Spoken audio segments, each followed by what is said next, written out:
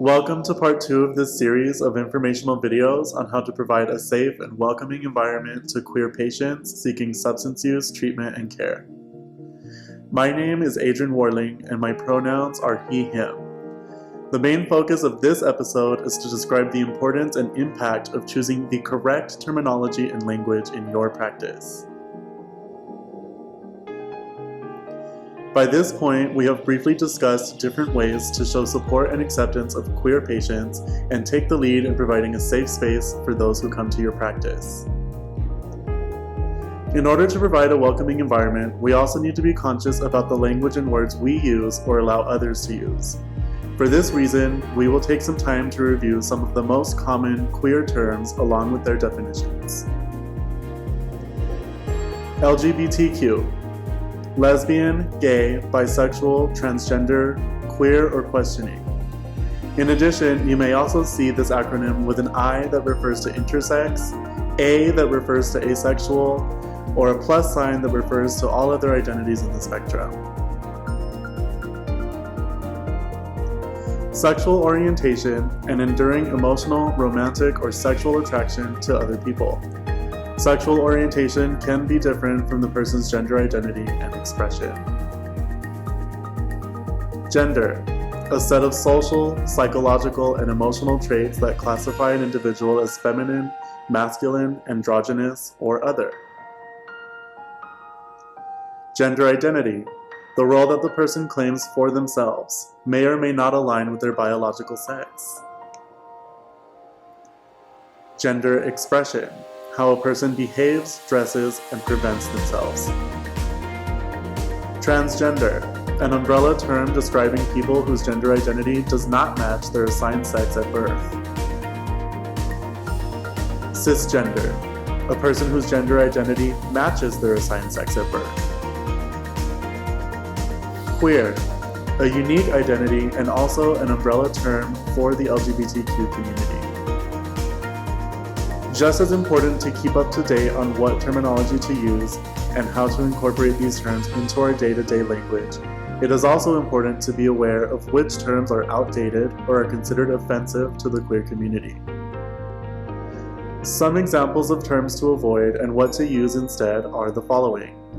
Avoid sexual preference or gay lifestyle. Instead use sexual orientation or just orientation. Avoid admitted homosexual. Instead use openly gay, lesbian, bisexual, or simply out. Avoid gay agenda. Instead use accurate description of the issues such as hate crime laws. Avoid a transgender or tranny.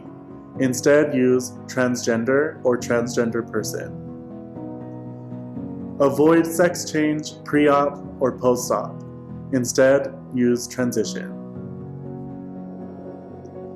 Part of being culturally sensitive is not making assumptions about the person's identity, orientation, cultural background, behaviors or lifestyle, preferred pronouns, and partners.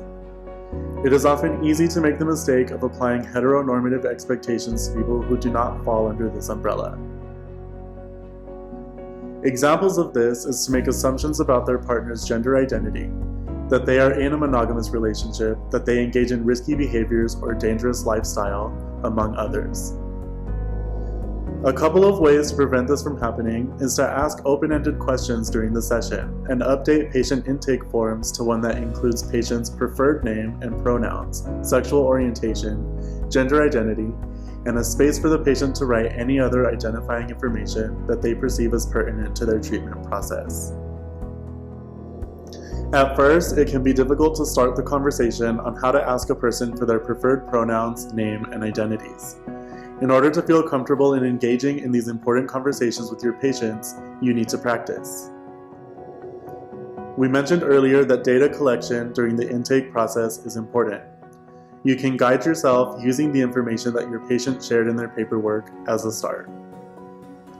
Remember though, what is on paper can easily change. Be open with your patients and regularly ask them if there is anything new or a change.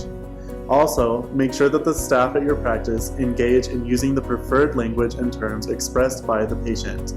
And remember, language evolves and changes rapidly, so stay informed. Similar to queer terminology, when talking about addiction, there are terms that are correct to use and terms that are outdated and we should avoid.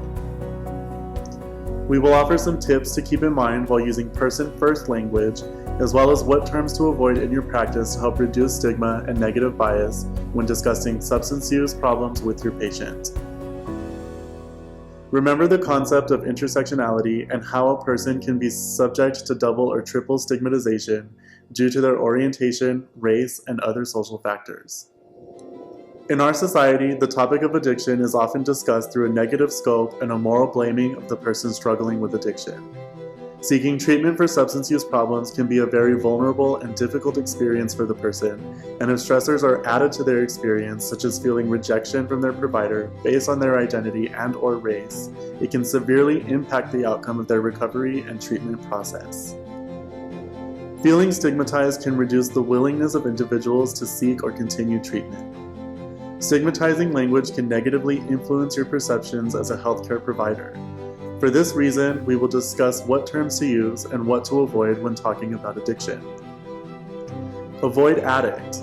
Instead, use person with substance use problem. Avoid user.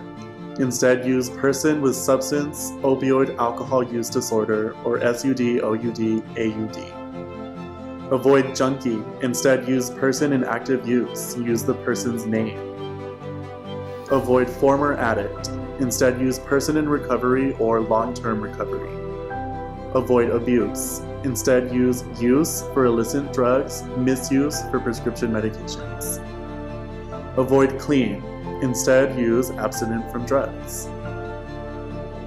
The reason why we should avoid these terms when using person-first language is because the change to the preferred terms shows that the person has a problem rather than assuming that the person is the problem and that they are at fault of the situation they are in. These terms also elicit negative associations and individual blame, perpetuating cycles of discrimination and stigma among people who use drugs.